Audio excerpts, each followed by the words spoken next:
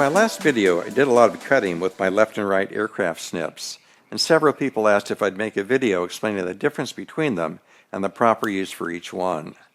Just like everything else, there's a difference of opinion about how to properly use these tools. If you search through YouTube, you'll find a variety of videos on this subject. I've got my own take on this, which I'll share in this video. First of all, these tools are generically called snips, sometimes tin snips. Technically, the tools called tin snips have long handles, no compound leverage, and no spring to retract the jaws, and they're pretty much only used for straight cuts on very thin metals. Most of my work has been done on automotive or art projects using 18 to 20 gauge steel or 50 thousandths to 80 thousandths aluminum. Tin snips aren't designed to cut metals that thickness, so I don't use them very much on metal, although they're great for cutting chipboard or pattern paper. The tools I use for most of my cutting are called aircraft snips. They have a leverage multiplying mechanism and a spring that returns them to the open position. They come in 3 flavors: left, right, and straight. The left and right snips are mirrored images, and this is where some of the confusion starts, because people have different ideas about what is meant by left or right. Some people contend that you use the left snips in your left hand and the right snips in your right hand. Others say that the left snips are better for making cuts to the left, and the right snips do the opposite. Well, we'll see about that. Everyone's familiar with cutting paper with scissors. Scissors and metal snips use the same principle.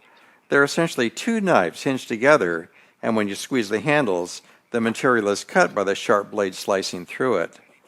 When cutting paper with scissors, the cut edges spread apart to pass over the blade's center pivot with no restriction. Tin snips work the same way, and on thin metals, say 24 gauge or thinner, the metal is flexible enough to pass over the center pivot with no restriction. The blades on tin snips are configured for straight cuts. You can cut a very slight curve with them, but they just aren't designed for tight curves. Also, because there's no leverage multiplying mechanism, it requires a huge amount of hand force to cut thicker metals. The straight aircraft snips work very much like tin snips. Metals thicker than 24 gauge don't have the flexibility to pass over the center pivot of the blades, and if you force them, it permanently distorts the metal.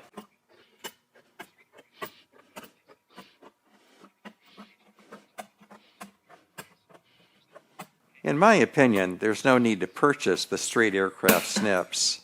Either the left or the right snips can make straight cuts with no problem. See, I'm saving you money already. So how can the left and right snips cut automotive thickness metal without distorting the edge like tin snips and the straight aircraft snips do?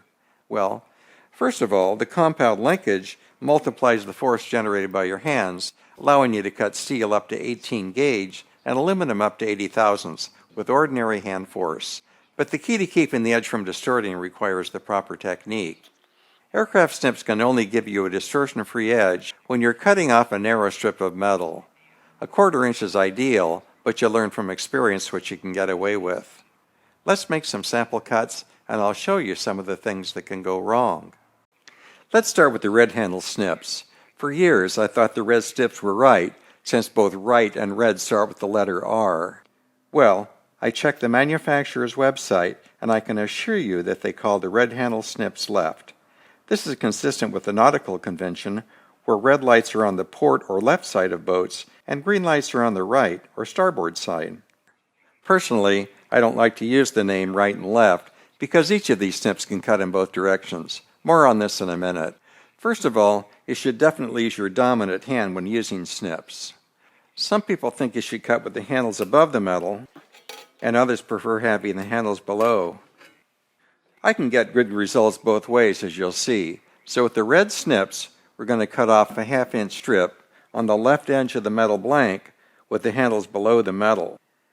You can see that everything is starting out fine, but just now the edge of the metal is hitting the center pivot of the snips, and from this point on things are going to get ugly. So I have to start lifting the snips up to continue cutting, and that's what causes the distortion.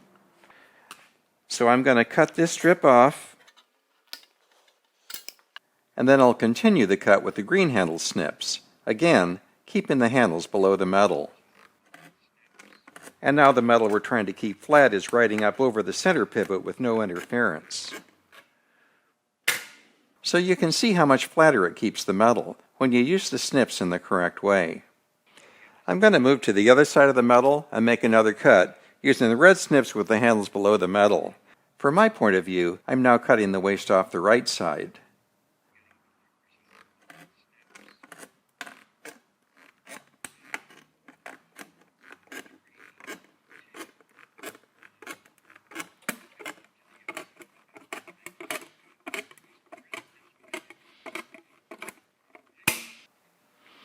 As you can see, now I'm getting perfect results with the red snips.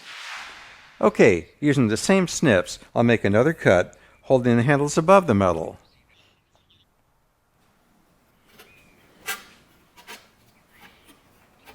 Can you see the interference I'm getting at the center pivot? This obviously isn't working, even though I'm cutting the same direction with the same snips I used before when the handles were below the metal.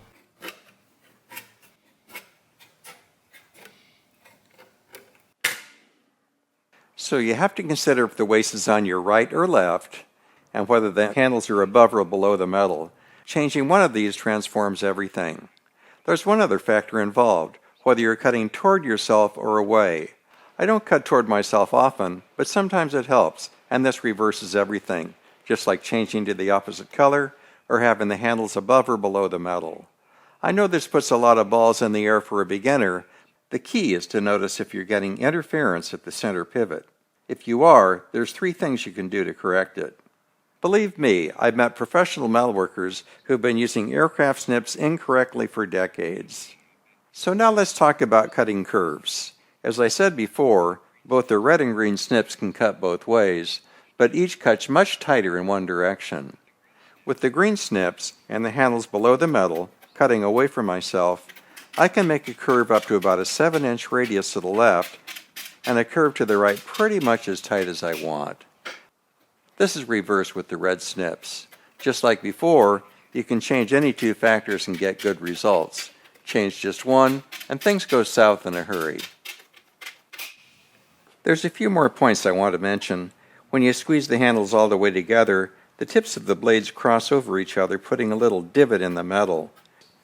It's best to get in the habit of releasing your pressure before this happens. Maintain steady pressure forward so the snips automatically slide into position, ready for the next squeeze.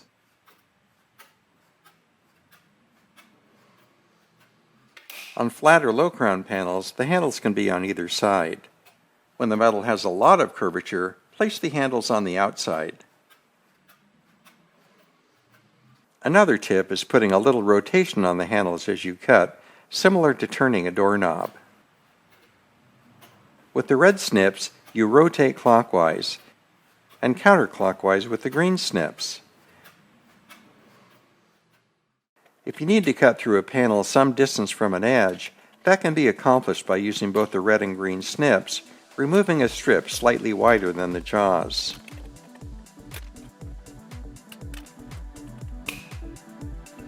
I hope these tips will help you to use your snips more efficiently. Please like, subscribe, and click the bell to be notified about new videos. I do my best to answer all questions. If you like these videos and want to support my channels, click the Patreon logo at the end of the video. I'll see you next time.